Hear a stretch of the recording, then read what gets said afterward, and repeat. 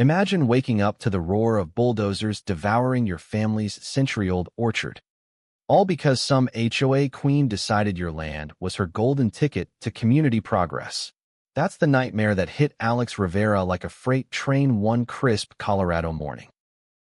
The air reeked of diesel and shattered dreams, as crews poured concrete on property his grandparents had nurtured since the 50s, without a whisper of permission. Alex, a quiet software engineer in his mid-40s, had moved back to the sleepy suburb of Evergreen Heights after a messy divorce.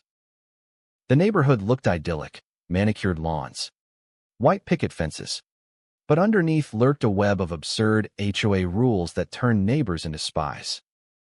No pink flamingos, mandatory beige mailboxes, fines for unsightly bird feeders. It was like living in a cult disguised as suburbia. Alex kept his head down, fixing up the old farmhouse while rumors swirled. That guy's a recluse, probably hiding bodies in the barn.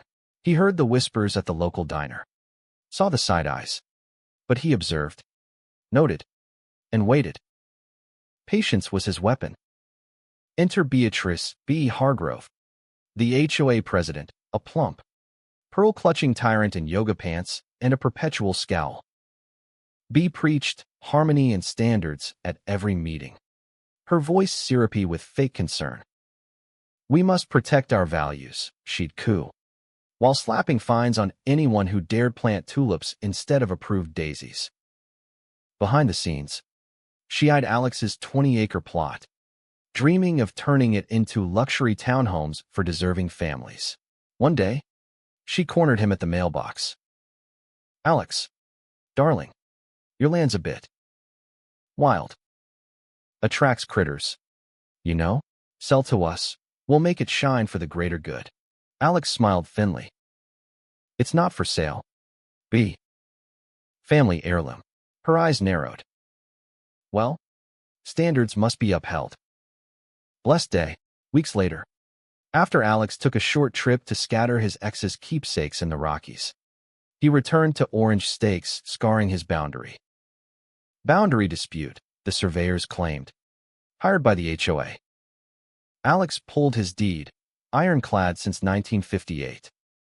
But B had filed a sham adverse possession claim, fabricating historical use back to the 90s, before her gated enclave even existed. It's for the children, she posted on the neighborhood app, rallying busybodies with tales of Alex's neglect causing blight.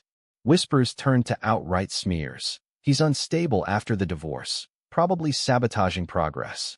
Alex bit his tongue, but inside, he documented every lie, every forged paper. Tensions boiled when construction started.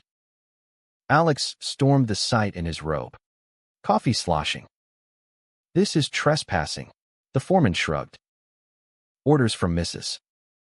Hargrove, legal limbo. B arrived in her SUV, clipboard in hand. Alex, this is progress. Your nostalgia's blocking jobs and homes.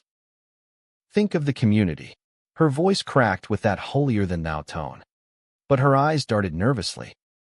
Alex called the sheriff, a golf buddy of BEA's husband.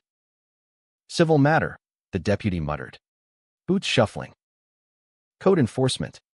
Swayed by anonymous tips, BEA's, of course, cited Alex for hazards. Online, she spun him as a bitter loner. Her posts dripping irony. We value kindness, but some resist unity. Alex's blood boiled, but he hired a sharp lawyer, Mia Torres, who grinned.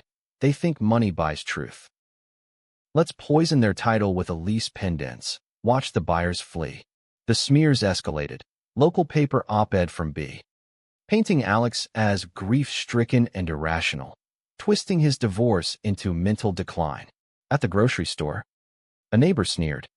Your land grabs hurting families. Selfish much? Alex replied coolly. Funny. Since it's my land being grabbed. B doubled down, suing for interference, her voice at the deposition quivering with feigned outrage. I'm just enforcing order. He's the bully here. But Alex dug deep. Public records revealed BEA's pattern. Similar scams in 2 states. crushing small owners with legal fog.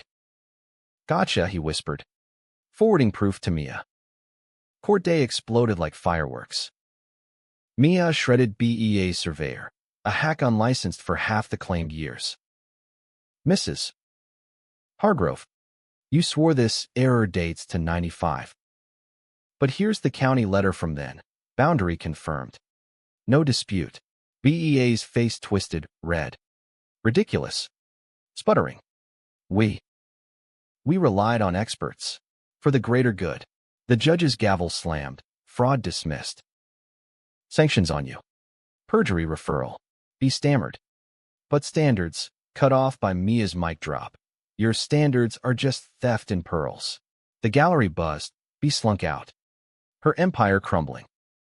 In the aftermath, the HOA meeting turned chaotic.